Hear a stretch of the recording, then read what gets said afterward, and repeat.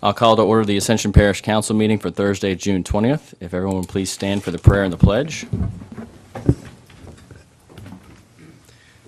Dear Lord, as we gather here tonight, we ask first and foremost that you extend your grace and your peace to those families who had victims of the recent chemical plant explosions. And we also ask for your continued safety there, and we ask those workers there for their safety as they encounter dangerous conditions every day, Lord. And we thank you for your continued blessings on this parish, and we ask that they continue. In your name we pray, amen. Amen. For our pledge tonight, we are honored to have Mr. John Lambert come lead us in the pledge, and if you would afterwards, John, please stay standing. I'd like to say a few words. Yes, sir. I pledge allegiance to the flag of the United States of America and to the republic for which it stands, one nation, under God, indivisible, with liberty and justice for all. Thank you, John. John is the son of Miss Marilyn and Mr. Eddie Lambert. John graduated from Dutchtown in 2009, and he recently graduated from West Point on May 25th with a degree in civil engineering. He was also recently commissioned as a second lieutenant. He's going to be flying helicopters at Fort Rucker. And we just wanted to say on behalf of Ascension Parish that we are certainly can feel very honored to have you in our presence, and that you are really someone who represents Ascension Parish so well everywhere you go, and just wanted to say congratulations for your efforts. Yes, sir. Thank you all very much. Thank you, John.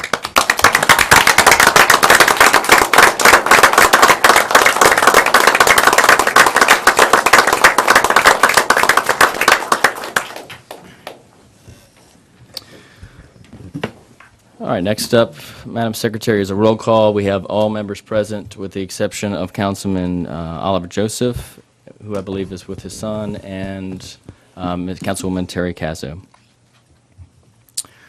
Chair's additions, I have none. Public comment sign-in period reminder, if you wish to speak, please come fill out a comment card, and you'll have 3 minutes to speak on that item. And for item number 5, it is a proclamation to proclaim Joe Ben Welch Day in Ascension Parish. I will come down since the parish president is not here to do that.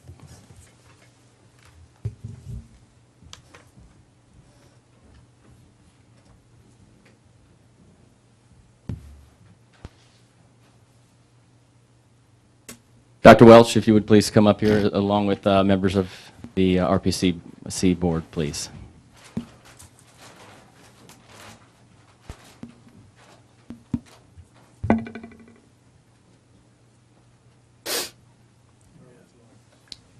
Right here.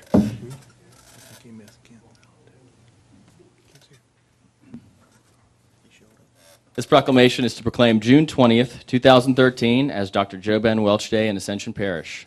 Whereas Dr. Joe Ben Welch, River Parish's Community College Chancellor, has announced his retirement effective August 31st, 2013, thus ending a storied 50-year career in higher education.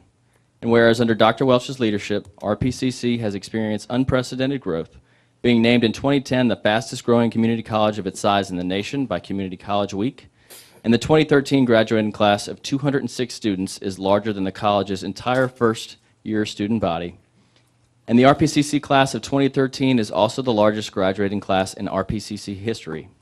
And whereas as Chancellor, Dr. Welch oversaw RPCC's merger with the Louisiana Technical College Ascension campus, as well as the purchase of the site of the future home of RPCC, currently being built in the Edenborn development in Gonzales. And whereas Dr. Welch has shown a dedication and commitment to the community in both his personal life and through his leadership at RPCC by stressing community involvement, especially through his commitment to service learning, the process whereby students learn through service to the community. And whereas Dr. Welch has led by example, serving in the variety of capacities in civic area and economic groups, currently serving on the boards of the Baton Rouge Area Chamber and the Greater New Orleans, Inc., and whereas the Parish of Ascension is a better place to work, live, and learn because of his presence, dedication, and involvement in the lives of so many of her citizens of all ages. Now, therefore, be it proclaimed that Tommy Martinez, President of Ascension Parish, State of Louisiana, does, by the virtue of his authority vested in him, does hereunto proclaim Thursday, June 20th, 2013, as Dr. Joe Ben Welch Day in Ascension Parish, and make him honorary parish president on this day, urging our citizens to accord him all respect and honor due an honorary holder of this high office. Dr. Welsh, congratulations. You've certainly left your mark on Ascension Parish. You've left your mark in the education community, and I'm sad to see you retire, and I feel sorry for the person who follows behind you, but we're a better place because of it. Thank you.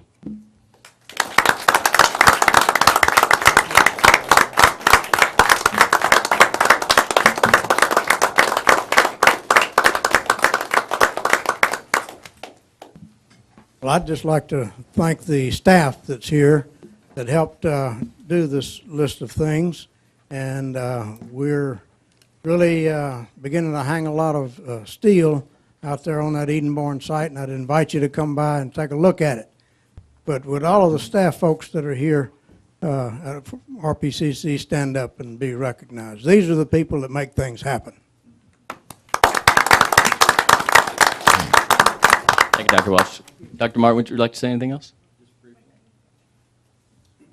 First of all, I want to thank the council and Chris and Parish President Martinez for arranging this day. We're sad to see Dr. Welch go. He's been, we were talking today of all the community colleges in the state, we're the only one that hasn't turned over a chancellor. It's our first time doing that, and we're doing it for a retirement. They couldn't have sent a better person here to this community. He's originally from Zachary, to start this college. It's his second startup. He's had over 45 years as a CEO, as a community college leader. And so it's his vision and his dedication that really has moved the college to where it is today. And so he hired good people. He trusted them to do their job. He left them alone. It's a remarkable thing in today's world. And he really is leaving the college in great shape. In spite of all the cuts, we're in good financial shape. We've got that building going. And we just recently, the legislature, with the help of Senator Lambert and our delegation and others, helped secure bond money for the construction of a second building to house the technical college on our campus as well, and we may be able to start doing that as early as 2015. So we're really proud of his time with us, and he is a man of faith. He lives it both in his personal and his private life. Everybody who knows him knows that side of Joe. Thank you very much for taking the time to acknowledge. Thank you for those kind words. Dr. Welsh, would you like to come take a picture, as well as with members of your staff and your board? You guys would like to come up?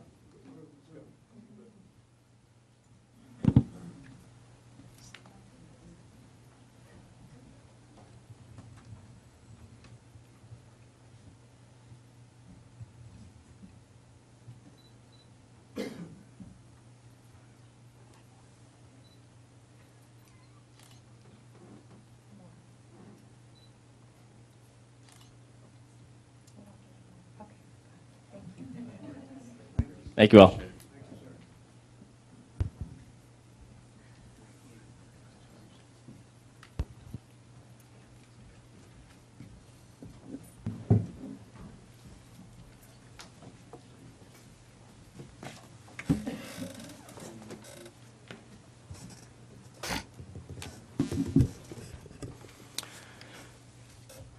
Under Parish President's report, I just wanted to say one thing on behalf of the Parish President, who is not here tonight, and I don't believe he is here, but Mr. Ronnie Fairchild, who's our long-term DPW Director, who is retiring, and I'm sure all of you have had the chance to work with him over the years, and just has done a great job above and beyond the call of duty so many times, and we're all going to miss him a great deal. So if you get the chance in the next few days before he leaves to wish him well, we certainly would appreciate that. Thank you.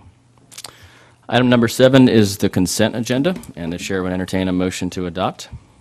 So moved, Mr. Chairman. A motion by Councilman Johnson. Thanks. And a second by Councilman Todd Lambert. Any objection? Consent agenda is adopted. We'll move on to item number 8, which is a presentation of the 2012 audit. Mr. Tom Lejeune.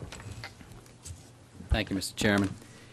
What you've got in front of you are two packets. One is the large booklet that you'll see is your 2012 audit report, right at about 300 pages of data.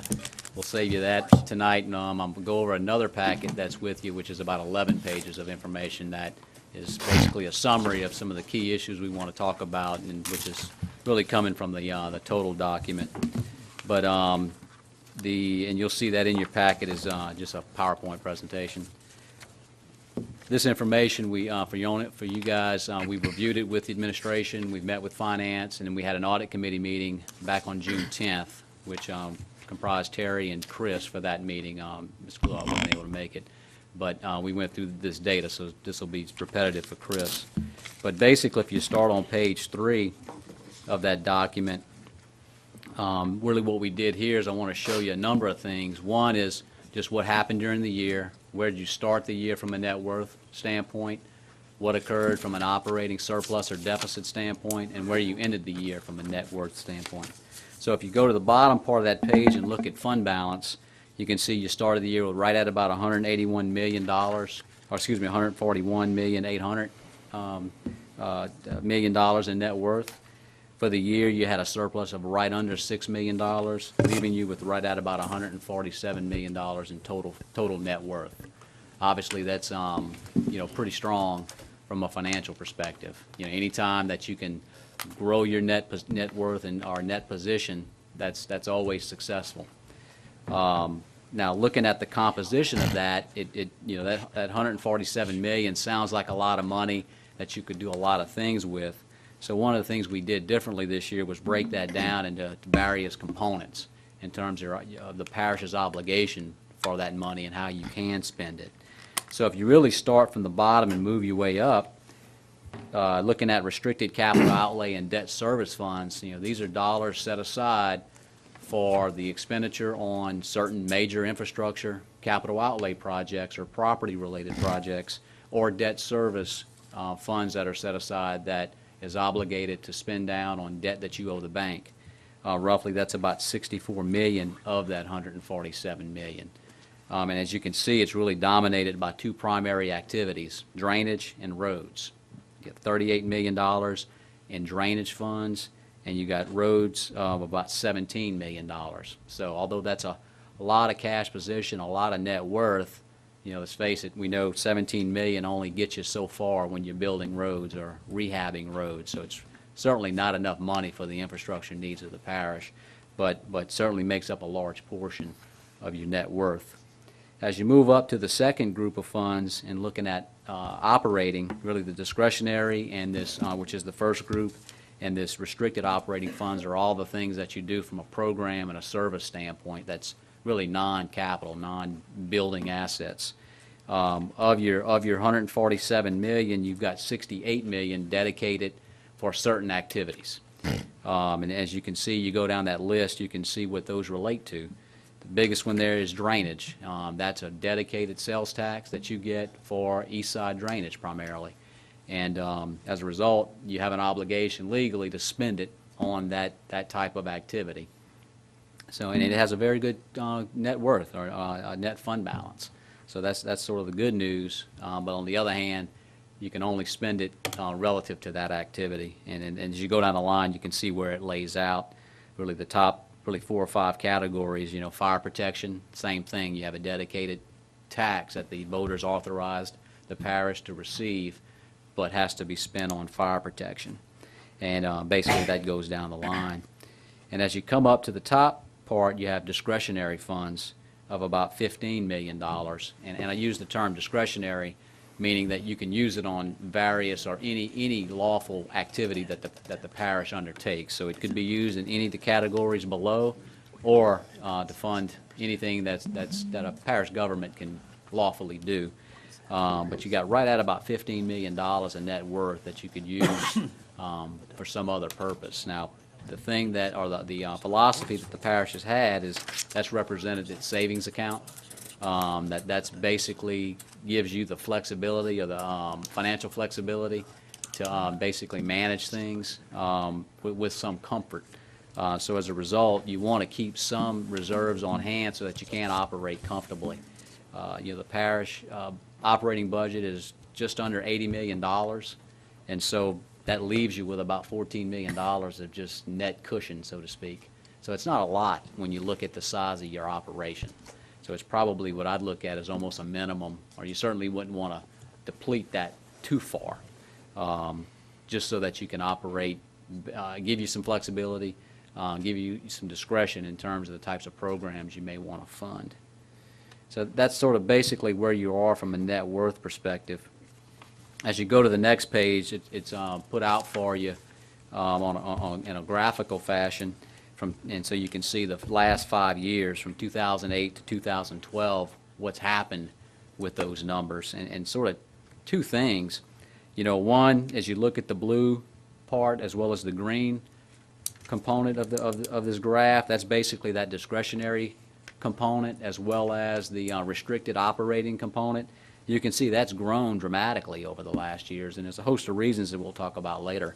But you've really created a lot of flexibility financially from an operational standpoint. Overall, you can see that net worth has grown from around 135 million, let's say, in 2008, up to the 147 million that you are now. But if you look at the red part of that graph, which is capital outlay dollars, money that had a specific purpose of just spending on either drainage improvements or roadway improvements, you can see you've depleted that over a period of time, which is really what you want to do. On the one hand, in 2008 or prior to that, the parish issued a lot of debt. So those types of funds typically house bank debt to fund projects that you pay back over a long period of time. So when you issue debt, what you don't want to do is sit on it for 5, 6, 10 years. I mean, you want to spend it and get projects moving. So to see that deplete is not that surprising and sort of normal in a governmental setting. But at the same time, you haven't eroded your total net worth as a parish as you've spent those dollars down, largely because of what's going on in the sales tax sector. So it's really made things work financially. But as you can see, that although the numbers haven't changed from a total standpoint, they've changed in the composition quite a bit. On page 5 is the parish's cash position, and sort of two things to take from this: 147 million in net worth at December 2012, about 140 million in cash position. So you're really liquid. That of the net worth you have, it's largely cash, which is the best place for it to be. It's not in receivables that people owe you. It's not in property that you own. It's really primarily dominant cash, which is great. It gives you a lot of flexibility in terms of when you decide to do a service, do a project, you've got some cash available to do that within the particular parameters that and restrictions that follow the money you receive. Coming over to page 6 and looking at just what the parish owes to others, either vendors or bank debt, basically you can see over the course of the same period of time, as you've grown your net wealth, you've really come down and retired and removed a lot of debt that you owe, particularly bank debt, which is the green part. You can see it was pretty high in 2008 because you had issued some debt prior to that. And basically it's come down, some of which is on the normal pay down of debt that was set in the bond documents that you issued, just the normal retirements that are required each year. But you did come in this past year in 2012 and early retire some debt.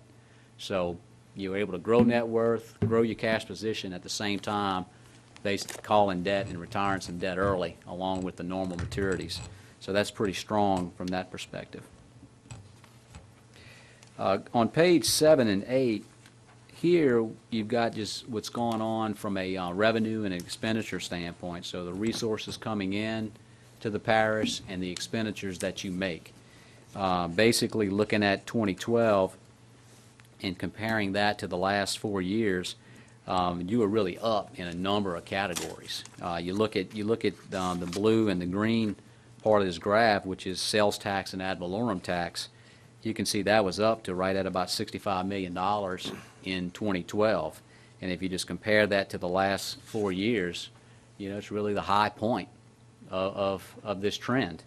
So that really contributes to what we saw with net worth and cash position, that you've grown revenues, or you're experiencing a really lucrative time financially, but you're able to save it too. You're not spending everything that you get. The other part that's significant is the yellow component, which is intergovernmental grants, and that has a tendency to sort of move up and down year to year. Primarily, there are a lot of disaster-related activities throughout this period of time, and you'll get primarily FEMA money that you end up spending on just different things associated with natural disasters, along with other grants that you seek out. But it was up. The funding was up for this past year, largely because we had some hurricane activity last year, along with some special grants. But the one thing about going out and getting grants, you don't build net worth from that. You get the money, the federal government expects you to spend it within a short period of time. So it may look good from a revenue perspective, but it will drive up your expenditures, which is the nature of how granting activity occurs. And you really see that on page 8. Here, total expenses for the year were up over the last 2 years, largely due to, on the operational side, that our capital outlay didn't change altogether that much, that you still were spending on comparable pattern to the last probably 3 years. But your operational costs were up, largely because that intergovernmental area increased. We got more governmental grants, so we spent that money out. And so as a result, it drove up some of our operational costs. So, it may look to be a poor trend, but on the other hand, you had some one-time revenue that was able to accommodate that. So you weren't really spending out of your local dollars. And then the other thing, as I mentioned earlier, is the early retirement of debt. That you elected to do that made sense. Anytime you can get out from under the bank, it makes a lot of sense. So that's represented in there as well. On page 9, just to hit one last point relative to sales tax, you can really see as you look at this, certainly was a fantastic year. In terms of, as you look at the last 5 years, certainly not at the highest point. One of the things that you can take note of is, as I compared your spending to what's going on from a sales tax standpoint, where a lot of governments get in trouble, your spending has stayed relatively flat once you back out some of the granting activity from an operational standpoint. But at the same time, the last 3 years, you've seen your revenues going up. So the one thing you've been able to do is maintain some discipline in keeping your operational costs relatively flat and not spending up to the highest point of sales tax. Because what's going to happen as you look at 2008, 2009, and 2010, sales tax are going to go up and down. And although with the projects that you hear in the paper and just what's going on in the parish, you may be able to maintain that sales tax position, but at some point it's going to drop. And what's important is that you don't spend up to the highest point, that you spend up to an average so that you can weather the down times and you can take the good times, which you're experiencing this year, and save that for a later point or dedicate it to some projects that you want to do. So that's certainly a good sign. On page 10, these were some items, just for your disclosure, that we discussed with the administration as well as the audit committee, some of which were just some procedural matters that we were recommending that we thought they could look at. Others were just some simple efficiency considerations, or just just basically considerations that were non-deficient. One of the things I do want to point to, we spent most of our time on item 2 and 3, and I wanted to talk to you a little bit about item 2, because I know that as I've read the paper and been here in the parish, we've had a lot of discussions about sewer, and in particular, just running a utility operation and expanding that. So if you go over to page 11, probably the biggest challenge you have going forward is taking on that kind of endeavor. You run a few small utility systems now, primarily sewer, and they are a costly endeavor. You look at where you were starting at the top part of that graph, from an operating deficit standpoint, what you spend compared to the user fees you charge, you can see that it stays pretty upside down. In a sewer operation, on a standalone basis, that's not uncommon. You're charging $30 a month on a user fee. It's just simply not going to cover both the operational costs as well as the getting back the investment you make into the plant. So what you've elected to do, which is fine, it's not inappropriate, but it's certainly a conscious decision, is that you've taken sales tax dollars and dedicated it to this activity, and that's what that transfer coming in represents, is that you're supporting it with some tax dollars. And you are getting some grant money as well that deals with some of the spending. But overall, you're supporting an utility operation with some tax dollars. The concern would be as you grow it, part of the challenge here is the lack of volume of people, that you don't have a significant number of users, so you really can't drive up the user fees. If you can get into more densely populated, you'll get a better return on your capital investment, and that's the steps you have to go through, is can you fund it, what's it cost, what are the potential revenues, and what's the shortfall going to be, and is it something you can manage? But as you get into that, those are the types of questions you're going to ask, because what you don't want to do is expand this to tenfold, and it become a much more difficult thing to balance from a budgetary standpoint. So it's hard the way you have it structured now, only because I think there are like 500 users within this activity, so it's just simply not, and they're all spread out into 4 systems. So I mean, you've got a good investment, and there's a lot of cost to maintain it, and just the user charges simply aren't enough to cover what the costs are. The other thing is, as you get into the activity, is some conscious effort that when you have a user fee driven activity like this, you do have to have some ongoing increases to fees. That the $30 I mentioned earlier, I remember when that was increased, and I think it was when Ronnie was in office. So it's been a number of years, and it's something that you have to look at each year in terms of inflationary escalation to the user fees. Whether people want to pay it or not, it's something you need to do to keep up with the cost of running a plant. But overall, probably the one challenge you have as you get into something new, and but a lot of questions you'll have to work through, and this gives you some guide as to where your challenges are now, that you can manage those as you go forward. But overall, I think the parish is doing well financially. It's really got a very good financial position. Procedures that we reviewed during the course of an audit, we were very satisfied with. The finance office works with a sense of integrity, and they do a really good job for the parish, and they did a good job for us in terms of answering our requests and being timely throughout that process. Okay. Thank you, Tommy. Madam Secretary, please note that Councilman Joseph had joined us during this conversation. Questions for Mr. Lejeune? Discussion. Councilman Schexnayder. Yes, thank you, Tom. We appreciate it. To get a handle on the budget and trying to understand in layman terms, governmental budget is kind of a challenge, to say the least. A couple things, just getting a handle on things. Our operating budget, just for clarity for people, has been, over the last 5 years, is between what and what, the actual operations of the government? Probably 65 and 80 million. Between that, Yeah, right? yeah. And how much revenues do we take in per year? Give me 1 second.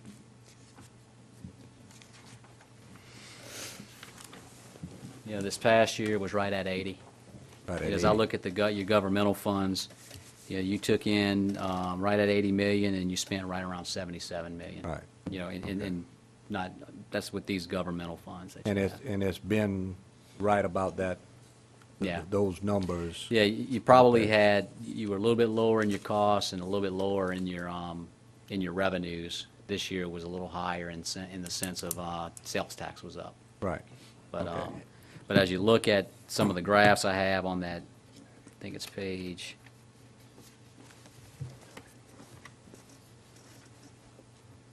7 and 8, you can really see what the overall activity is. So, as I look at it, low point 65 million in revenue, high point approaching 80. Expenditures with capital outlay, you're at about 70 million up to about 75. But to get people, that includes bonded money, right? Right, You know, paying your these debt back. projects, yeah, Right. and the debt payment. Correct. With these projects that we're doing for drainage. Right. It inflates the budget. Correct. To the standpoint, a lot of people look at it as, well, you have a $147 million budget. But Right. that's for everything that. Dedicated. that's going to be included Right. in that. So that's also bonded projects, which we bonded $60-something million, pay it over a period of time. Right. So, we're staying around the $70-80 million.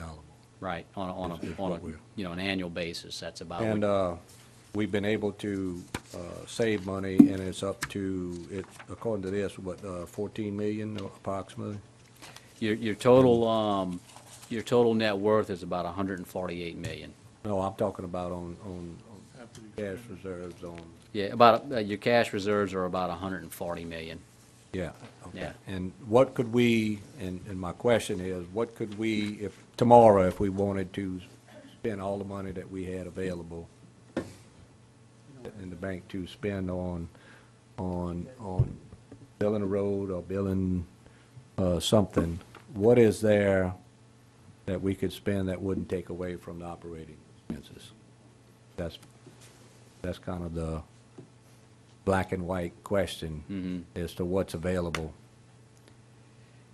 If you looked at your cash position and you come back to that page 3, I mean, it's sort of a hard question to answer, primarily because you've got so many activities that have dedicated funds. Well, I'm talking about that's not dedicated. You know, Right. we spend Oh. $3.5 million in. You've got 15 million. Right, and that's what I was in getting the at. bank that's discretionary or unrestricted, is probably Right. the better term. But that is your reserve and your rainy day fund, for lack of a better word. That's what I'm trying to get to understand. You spend all just that, it would really deplete a lot of your When you look through all flexibility of the numbers, basically, we got less than $15 million to. that you could that's dedicate spendable outside. money to use in other projects or something. Right, that would be outside the dedications that you have. So it's And either yeah, about 3 miles of roads or, Right, or 100 customers for a sewer, right. whatever. So I just want, I think it's important to, because we throw around all these numbers, and basically, at home, I ask my wife, how much do we have left to go spend and buy this? And Right. people need to know that about, what is our situation in government. And then also, I think we need to let the people know the trend that we have is that we're gradually saving more and more money, which is a good thing, because I've been here before when these increases have gone down also, so. Right, right. And I look at that, coming back to that page 3 on that packet, you've got some money saved in some key areas. You got a large amount saved for drainage-related projects, and that's always going to be an issue, and especially in a growing community. The second area that's fairly large is roads, in terms of that net cash position. And let's face it, that's probably the number one priority if you asked anybody living in Ascension, that you'd want more money spent on roads. And then the third area that I see that's the largest is fire protection. That's a dedicated source of money. And, as you grow a growing community, that's a big need. So as you go down the list, you got a lot of things that are dedicated to some sort of key things to building a community. Okay. All right, thank you. Councilman Kluat? Yeah, I'd just like to expand on what Kent was talking about, is that basically, say rainy day fund. I mean, due diligence of good management and good accounting has been in place for a little while now, and anytime we have a flood or a hurricane, that we put out millions sometimes. And it don't matter if the president or the governor, declares a disaster area. You may get that money back through programs later, but you put the money out, and you put all the resources out, and everything. Right, So yeah, you front it You- typically. You chip in to that, and plus, some undue things. Basically, some of the things operating, things that we have to spend on sometimes, they go bad, over time. And that's not a lot of money there when it, after it's all over with. You may have a couple million that you can throw in one direction or another. Right. But yeah, that And if anybody watching, this is government's budget, okay? There's the larger budget of the parish of all the taxes paid, and, you know, both ad valorem and sales, you know, that goes into the other entities, you know, that, you know, it's pretty, we got a pretty small portion of the total dollar values that comes into the parish to operate government on. Thank you. Councilman Joseph? No? Mr. Kluak, Okay. Anyone else? Okay. Thank you, Tommy. Appreciate Thank your you. efforts. Chairman, I'm sorry, Mr. Dawson? just real quick, I just want to address one thing, and that was talking about one of the findings about the treatment plant.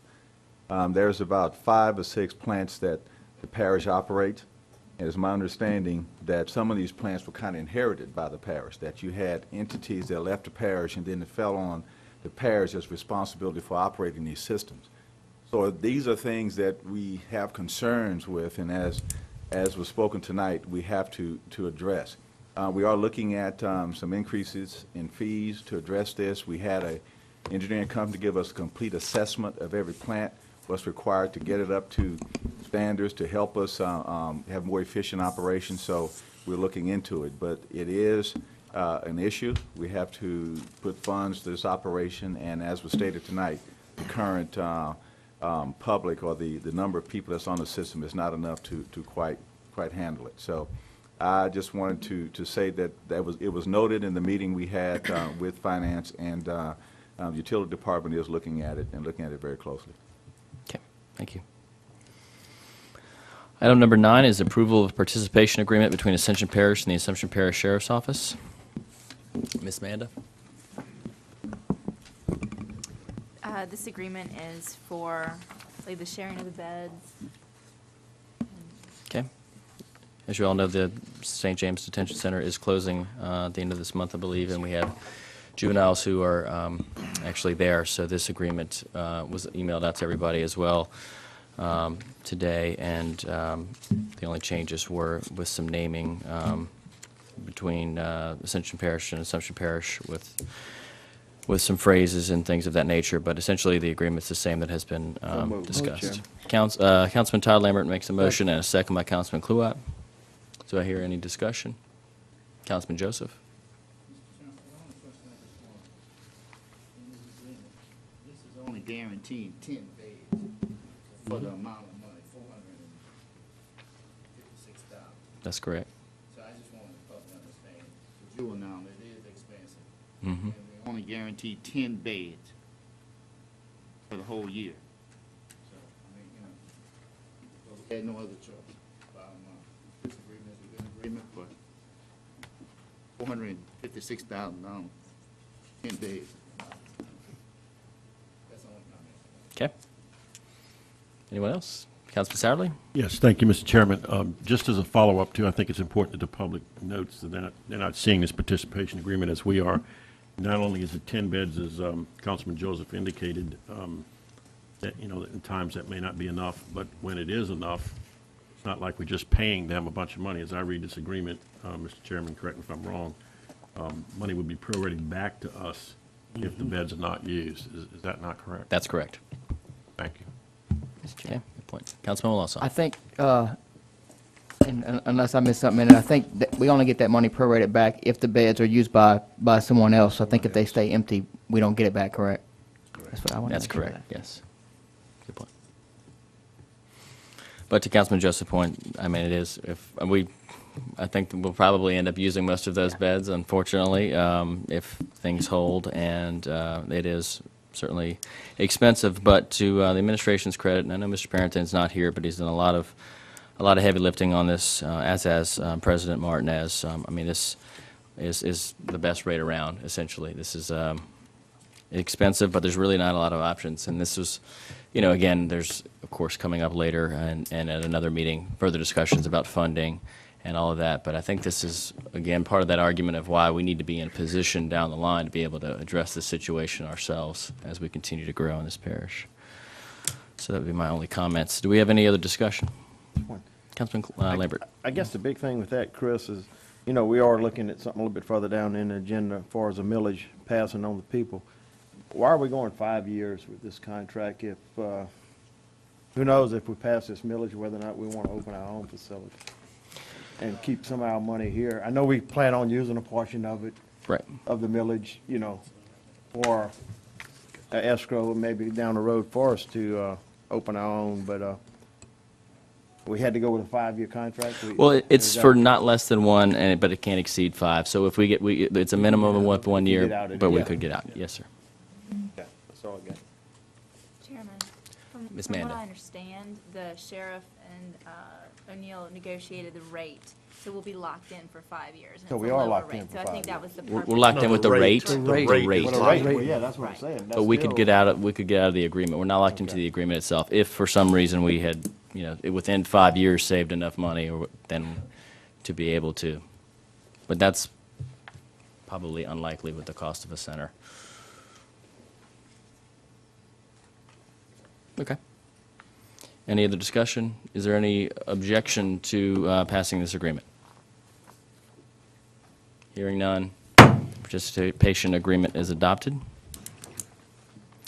We'll move on to item number 10, a resolution for fiscal year 2013 to 2015 for Louisiana Emergency Solutions Grants Program. Ms. Martha Collins. Thank you, Mr. Chairman, members of the council. This is for the Louisiana Emergency Solutions Grant. It's a new grant. It's through the Louisiana Housing Authority. Estimated for total funds for the entire state is $1.9 million, which doesn't go too far when you go across the state. But we are asking for you to, the parish council, to approve for us to submit this application and to authorize Parish President Tommy Martinez to sign all agreements and execute documents, and Ms. Gwen LeBlanc Motion. for all financial. Okay, I have a motion by Councilman Kluwat and a second by Councilman Satterley. Any discussion? Quick, Councilman Martha, Kluwat. I can only assume we're going to apply for the whole grant, Yeah, the entire, entire amount available? entire amount. No, we're not allowed to do that, but, Yes. there is something. But we are going to apply for as much as we can. Yes. This is actually a pass-through. What we do is the monies come, we apply for it. We go out for advertisement to see what companies would like to administer these funds for the program itself. And then we go back and we enter an agreement with the state. And then after that is executed and the funds come in, then we enter into an agreement between the party who sends the application in with us. And then, so we basically disperse the funds to an agency. What is the end result of this? I mean, just for people, who sees it and what is the benefit to? It's changed a little bit from, it used to be an emergency shelter type program, but now it's involved in a different program. What they're trying to do is that people who are either homeless or that are in need, they are using these funds to actually support them, to keep them off being homeless and work with them on trying to get jobs for them, it's a different program rather than just like it was before in the other years. There's a little more education that's included into it, in a preventive type So it has program. more accountability to it? Exactly. Thank you. Mm-hmm. Councilman Joseph? Ms. Martha, I had a couple of people ask me the question, but if these funds are like it was, if you was unemployed for a certain period of time and your rent wasn't paid and you're about to get kicked out of your apartment, that's similar to the program. Similar to that. There are 4 categories that are now being classified, which we didn't have those categories because it's a new. So if you'd like for us to give you a little more information on the different categories and how they're being spent, it's more, they're actually holding all of these agencies a lot more accountable for what they're spending their money on. And, it does do some of that, but it's not what Quad does. No, and this it's program the is not same like Quad. No, sir, it is not. So I want, excuse me, it's not similar as what that is. So I'll be happy to get that for you. I I guess my next thing is, can we put and educate the public what these funds are for on channel 21? Because they're the one that's going to be asking for these funds through these organizations, and they just need to know more about How they qualify in that type of program? Right. Okay, we can see what we can work on for you. Okay, thank you. Okay. Any other questions? Okay, I have a motion and a second. Is there any objection? Resolution passes. Item number 11 is a resolution for fiscal year 2013 Lake Pontchartrain Basin Restoration Program. Ms. Collins. Thank you. This is a new grant. Last year, we applied for this for our water quality program. We built a plan, and we're working through that now. These funds have been depleted. It actually comes through EPA, then it goes into UNO through the basin for administering the funds. We're looking at about 1.2 million. We've usually averaged around 80,000. It's not a large amount of money, but it does help us in some dealing with the discharge into Lake Pontchartrain. That's the ultimate results, is to take that away from it and to improve the water quality. So those funds, we'll have a little report. Move on that, Mr. Probably. Okay. You ready? Good. I have I a just need motion. to make sure that you authorize Parish President to sign and Ms. Gwen LeBlanc for this resolution. All right, I have a motion by Councilman Johnson, a second by Councilman Lawson. Any discussion? Councilman Schexnayder. I think it's important to point out that this movement, so to speak, is an ongoing thing since a number of years ago when Lake Pontchartrain virtually became a dead lake with pollution and everything. And they've actually, if you have an opportunity to watch a program on PBS and see the history of it, you'll see how far they've come by making some of these changes. And over time, they've actually brought the lake back, and it's actually where it's very, very viable again. And there's more room to go, but you'll also see what we're doing to it, especially in the parish now. All of the discharges that we put in Ascension Parish ends up in Lake Pontchartrain. Same thing in Livingston, same thing in St. Tammany, and so on. So you have a lot of parishes that are putting their discharges in, that end up in this lake.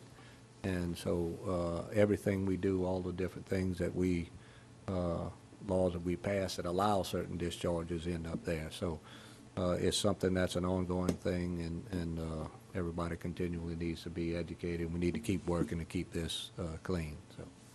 And the Utilities Department, working with Brian Martinez, is doing a great job on this, on the old grant that we have. So information's going to be pretty valuable, and for us to gain some knowledge of what we have now, and then hopefully this grant will take it to the next level of that. So I'm sure they'll be bringing that back to you to show you the results. Okay, I have a motion and a second. Any other discussion?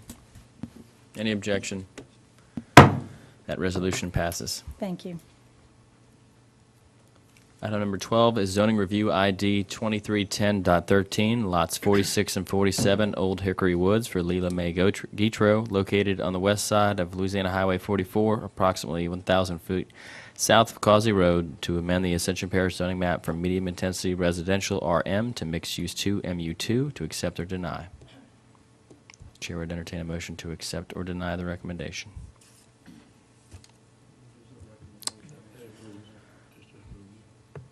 What's the recommendation of the zoning? The recommendation from the Planning and Zoning Commission, I'm sorry, is not listed in our electronic agenda. It is, Mr. Compton, to accept? It is to accept. Okay. It is, okay, it's further in, okay. Do I have a motion to accept? Comment. Mr. Shadley? If I'm reading this right, it was a 4-1 vote with Mr. Callender voting not to approve it. And I haven't seen the meeting. I'd be curious to know why he was against the rezoning. Mr. Compton, if you could come address that.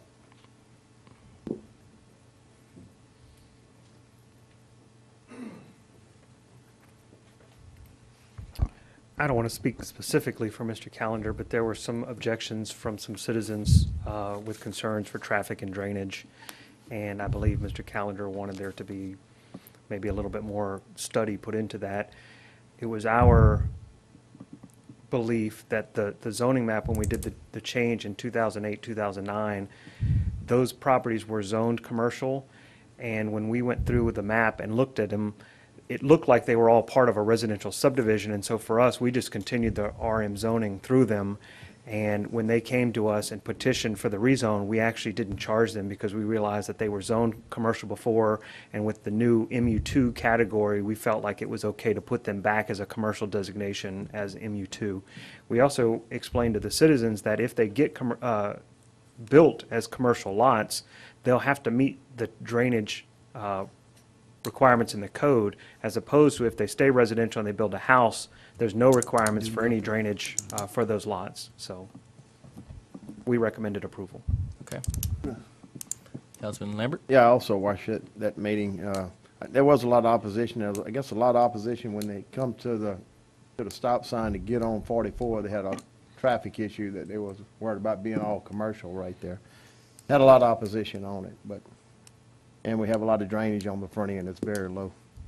So, and they got some flooding that takes place in that subdivision. I don't know.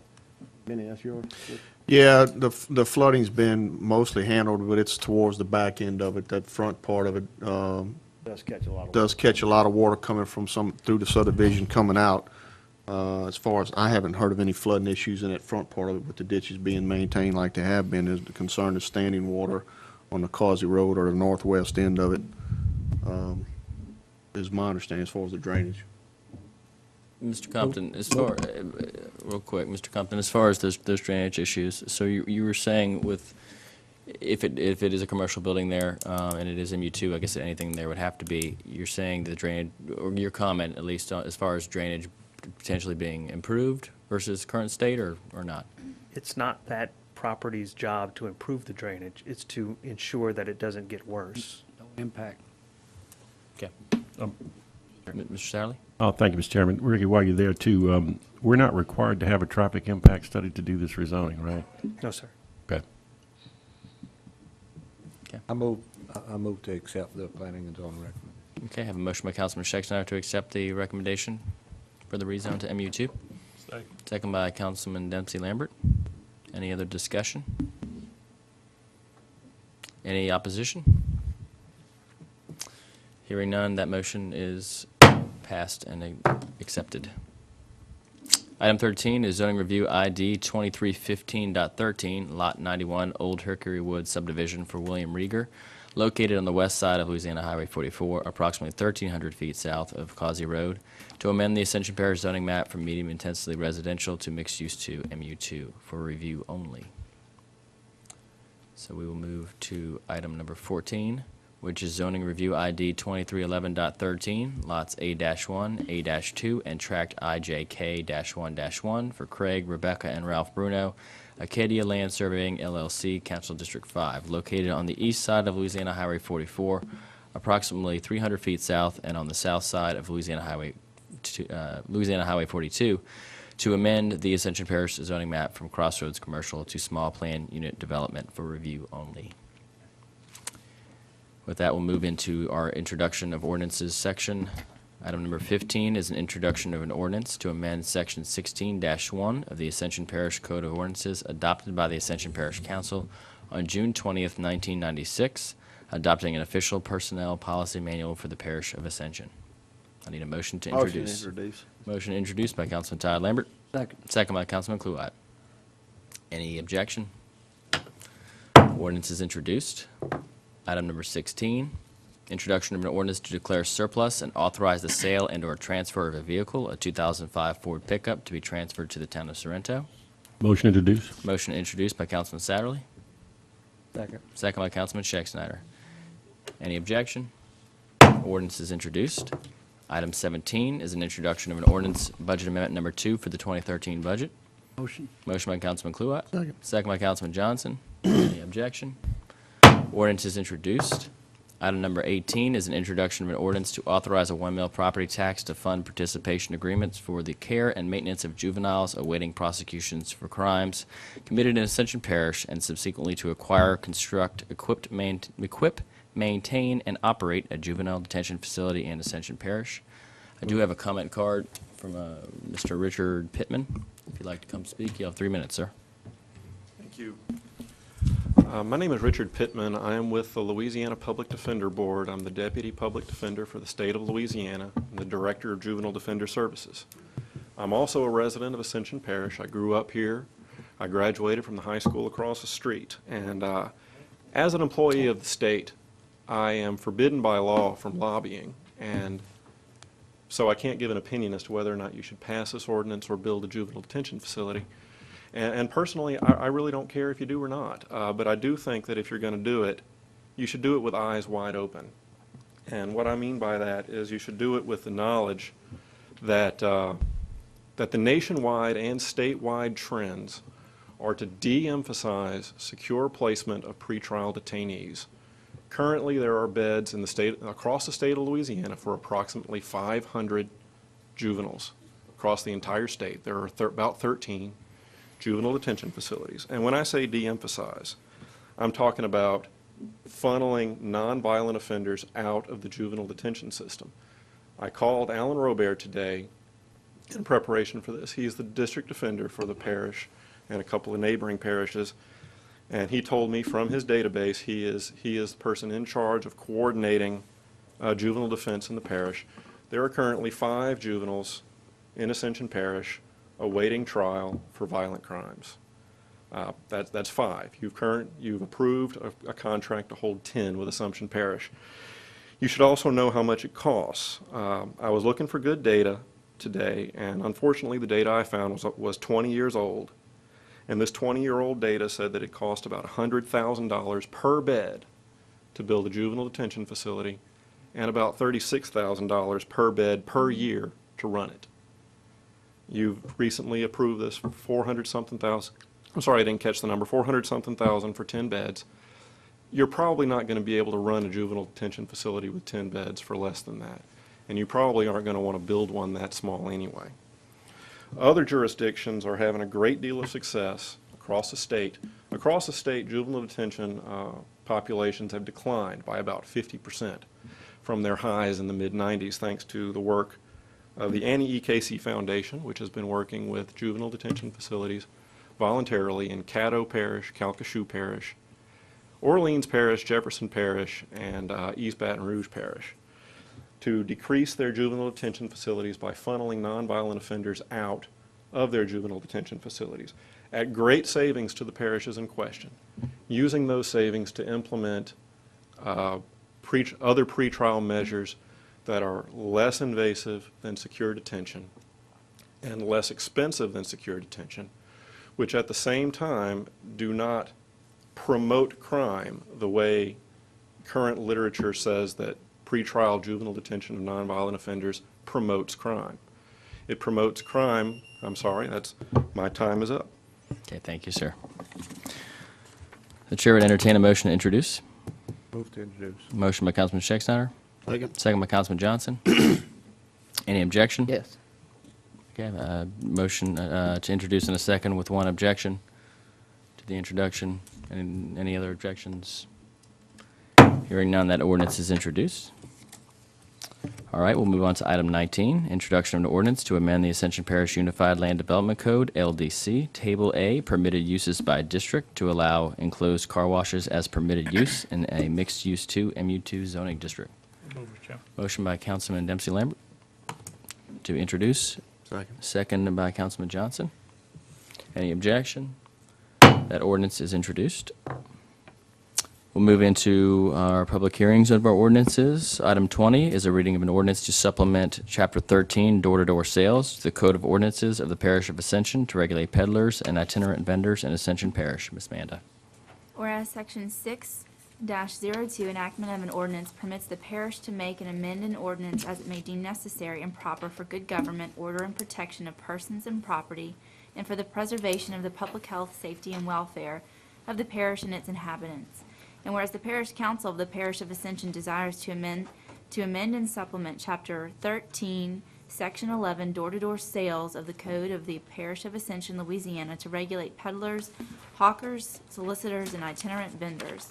Now therefore be it ordained by the Ascension Parish Governing Authority of the Parish of Ascension, State of Louisiana, as follows. Chapter 13, Section 11, unsolicited door-to-door sales. A. Purpose. Residents of Ascension Parish have an inalienable interest in their personal safety, well-being, and privacy in their residences, as well as their ability to provide or receive information regarding matters of personal belief, political, or charitable activities, and goods and services lawfully in commerce. The parish has a substantial interest in protecting the well-being, tranquility, personal safety, and privacy of its citizens, which includes the ability to protect citizens from unwanted intrusions upon residential property. The parish also has a substantial interest in protecting citizens from fraud or otherwise unfair consumer sales practices as well as criminal activity. The purpose of this section also is to provide for the enforcement of this ordinance. Definitions. As used in this article, the following terms shall be defined as follows. Parish, the Parish of Ascension, Louisiana. Peddler, any person with no fixed place of business who goes from house to house, from place to place, or from street to street by any means, carrying or transporting goods, wares, or merchandise, and offering or exposing the same for sale, or making sales and deliveries for purchase. Person, any natural person. Solicitor, any person who goes from house to house, from place to place, or from street to street, soliciting or taking or attempting to take orders for any goods, wares, or merchandise, including but not limited to books, periodicals, magazines, or personal property of any nature whatsoever for future delivery or services, including but not limited to lawn care, alarm system service, or cleaning services. A solicitor is not a peddler. Door to door, any person who, from walking from residence to residence, making or attempting to contact residents of the private property, home, or home apartment for means to solicit sales, business, or purchases from the residents. Itinerant vendor means any person who engages in a temporary or transient business in the state, either in one locality or in traveling from place to place, selling good wares and merchandise. Violation, exception, no peddlers, itinerant vendors, and every person offering goods, wares, and merchandise for unsolicited sale by sample or brochure for future delivery by peddler or solicitor shall operate, solicit in a door-to-door, house-to-house manner within the boundaries of the Parish of Ascension except as provided herein. This section shall not apply to the following: to religious proselytizing, political speech, and the distribution of handbills; to children under the age of 18 years who take orders for and deliver newspapers, greeting cards, candy, bakery products, and the like, or who represent the Boy Scouts or Girl Scouts or similar organizations, Ascension Parish Schools, parish sports organizations. Each peddler, solicitor, or itinerant vendor who is licensed complies as follows: shall obtain an occupational license in the minimum amount of $100. The maximum term of an occupational license shall be 1 year. Any vehicle, locale, or location used in such business shall be inspected for a fee of $300. Shall post a $2,000 surety bond with the Ascension Parish government as protection against noncompliance and the satisfaction of judgments rendered as a result of misrepresentations or deceptions. Designate the Secretary of Ascension Parish government as its agent for the service of process. Give to Ascension Parish government a list of sites which it or he intends to sell products during a 30-day period. Said list shall be supplied at least 15 days before beginning solicitation. Each licensee is required to publicly display on his or her person the license at all times. Each licensee shall furnish for his customers a sales slip showing the date and amount of sale and the name and address of the vendor. No licensee shall do business within 1/2 mile of a fixed business establishment selling identical or similar products. Each licensee shall furnish evidence to Ascension Parish government of proper authorization to use the site from which he proposes to sell. Each licensee shall furnish to Ascension Parish government an appropriate certificate from the health unit where applicable. Ascension Parish government reserves the power to provide additional rules and regulations. Any person selling their own agricultural products whose gross annual receipts from sales do not exceed $5,000 are exempt. Violations and penalties. Any person, firm, or corporation who shall violate any provision of this part, upon conviction thereof in an action brought before a parish judge, shall be sentenced to 30 days in parish jail or a fine of $500, or both. Duty of law enforcement officer. All law enforcement officers of the Parish of Ascension are hereby directed to apprehend any person observed by such officer to be in violation hereof, and any person for whom the officer has probable cause to believe to be in violation hereof. Okay, the chair would entertain a motion to open the public hearing. Motion to open public hearing. Motion to open the public hearing by Councilman Melanson and a second by Councilman Kluwat. Anyone wishing to speak, now's your time. Motion to close. Motion to close by Councilman Longson. Second by Councilman Kluwat. Chair would entertain a motion to move the ordinance. Mr. Chairman. A couple Councilman Savage? comments, or you want the motion? I Have a motion figure we'd first. have a motion in a second, then we'll open up for discussion. Just some errors, is all. Sure. We can talk about those. I make a motion to move this ordinance, and I have a question. Okay. Motion by Councilman Shakespeare. Do I have a second? Second. Second by Councilman Turner. Councilman Shakespeare, you have the floor. Yeah, I mean, I think there's something that's very well needed. Lindsay, the highlighted in yellow that wasn't red, is Yeah. that part of the ordinance, or? Let me call on, if you don't mind, if you don't mind yielding the floor real quick. I'm sorry, I had promised Mr. Malonsa I would open the floor to him first because he can explain We some can of the. explain those? Yes. Councilman Malonsa? I want to thank Chairman Lohr and Mr. Parrington, who's not here tonight. I actually was approached by the president of the state board of the industry I'm in, which is Burglar and Fire Alarms, the Louisiana Life Safety Association. We had a meeting with the state fire marshal was here and with the sheriff's office, and we went through some of these things. And we kind of came to an agreement on some of them that, and it's not just the life safety businesses in the state, but there's some others, some insurance and other businesses that are legitimate businesses that are already very highly regulated by the state, and especially in our industry, very, very highly regulated. And if anyone's stepping out of bounds or doing any kind of fraud or illegal practice, we're already being handled in those ways. And so, because our intention in this is to get rid of the fraud and those that are operating illegally and doing things wrong, and not to place too strict or over heavy burden on those legitimate industries, we thought we could make some concessions and give them exemptions in this. And so for that, we've got a couple areas which I think everybody has a copy. They're highlighted. It adds in the areas that it won't apply. In addition to the religious, political speech, and distribution of handbills, it adds those businesses which are licensed, regulated, and bonded through the state of Louisiana or any department thereof, provided that peddler, solicitor, or itinerant vendor has a pictured license issued by the state for said business on his or her person at all times while conducting business in the parish. And two, that peddler, solicitor, or itinerant vendor obtains an occupational license to do business in Ascension Parish in a minimum amount of $25. And the reason we did that is that process of getting that occupational license allows the parish to get that permit application and get the supporting documentation and know that they truly are a regulated business, and they've already got bonds with the state. All that's already handled. So that's something we would add, we're adding to this? Correct. Everything that's in yellow is being added. I'm going to make an amended motion after I cover them. And we'll cover those. Then that's very easy. I can make my motion to include all of the highlighted parts, because I agree with that, what was being done. I think that definitely ought to be there. And that was my question. Do we want to cover the rest of them just so that everybody Yeah, kind if of you knows? don't mind finishing the rest of them, that'd be great. Okay. So in the next part, it just adds, anybody that it does apply to is not, anybody that's not accepted by that first section with what we added. And then there were a couple things in the next part that we thought could end up being sticky down the road. The $300 inspection fee for a vehicle. Our vehicles, as we know, are already inspected by the state for an $18 fee. We know that if they're operating and they have an inspection sticker, that they're in good working order, or at least should be. We didn't want to add that. The second one was the no business being able to sell to within a half mile of another business that operates the same or sells the same type of goods.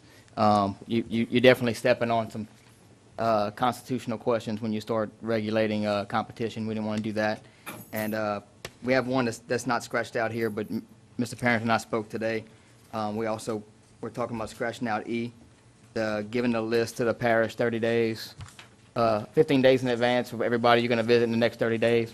There was some questions brought up by another group on that, and Mr. Parrington's comment to me was we don't have the mechanism to regulate that or keep track of it or find out, so it's best just to wipe that out and get You rid of want it. to strike E. So use Exactly, 2E to be, Yeah, okay. correct. Add another strike. And then the last one was one that at the end of that meeting, we just brought out, even for those that are licensed, you always want to give the residents a chance. If you don't want to be bothered by anybody in your property, we added section 3. It says, any business licensed under this ordinance shall refrain from any solicitation at any residence where the resident has posted a sign requesting no solicitation. Much like you have in most businesses now, if you post for no soliciting, then Okay. you don't. Councilman Cluett? Ron, y'all, on 2C, the post of the $2,000 surety bond, that's, Yeah, I think the bond that we do with the state and our industry is already higher than that. And basically, by having that first section and the businesses that already are bonded and licensed, what we're doing with the rest of this is, it's no different than how our industries are regulated with the state. We're not putting any other burden than what the state does on the, so if it's someone who's not regulated and not being checked up on, it allows us to do that and have those same thresholds to get those companies in business. If they're not willing to do that, then they're probably not a real legitimate business. That surety bond is partly what assures us that it's a legitimate business, and if they're not, then we can hold that money as well. Correct. So, I mean, I think that's essential for businesses that aren't already regulated under the state. So I think that's, again, to follow up on Councilman Melancon's comments, part of, what the reason for the additions is if they're already being regulated by the state, when they come to the parish to get their permit, there's a process in place where they can basically check and validate that, and then they would not have to do some of these, basically be double regulated. But I think, personally, I've had a lot of comments about this. A lot of people are pleased by it, want to see it happen, feel like this is certainly an invasion of their privacy, feel unsafe sometimes. There's no, it's completely unregulated. There's a lot of scam artists out there nowadays. There's no guarantees. It's just, really, I think this is something that needs to be tightened up and regulated. And then if this does pass tonight, we just want citizens to be able to really, question if people come to the door, make sure that you ask them that they have if they have a permit from the parish, and so you can see that, and if they don't, then call the sheriff's office. Ms. Manda. Chairman, in reading the ordinance, I did notice a couple of typos, and with the council's permission, I'd like to correct those. Most notably, sales is spelled S-E-L-L-S Right. throughout the document. It should be sales, S-A-L-E-S. There are a couple small ones, mostly misspelling or two, and I'd be happy to correct that with your permission. I'd like to make a motion to amend it with the changes we have, as well as the typographical errors. Okay, very good. I have a motion by Councilman Melanson to amend the ordinance with the additions and subtractions as highlighted plus in E. the document, plus Two E. plus striking out 2E, plus the corrections to the typos. Do I have a second? Second by Councilman Todd Lambert. Councilman Dempsey Lambert. Thank you, Mr. Chairman. Appreciate Mr. Shake Schneider. We looked at this, and I thought we had a time on this from 8 a.m. in the morning till 6 p.m. Did we have it, Kent? I'm having people in some of the subdivisions, 8, 9 o'clock at night, we have people knocking on doors trying to get renewed termites agreements, selling alarms, doing different things.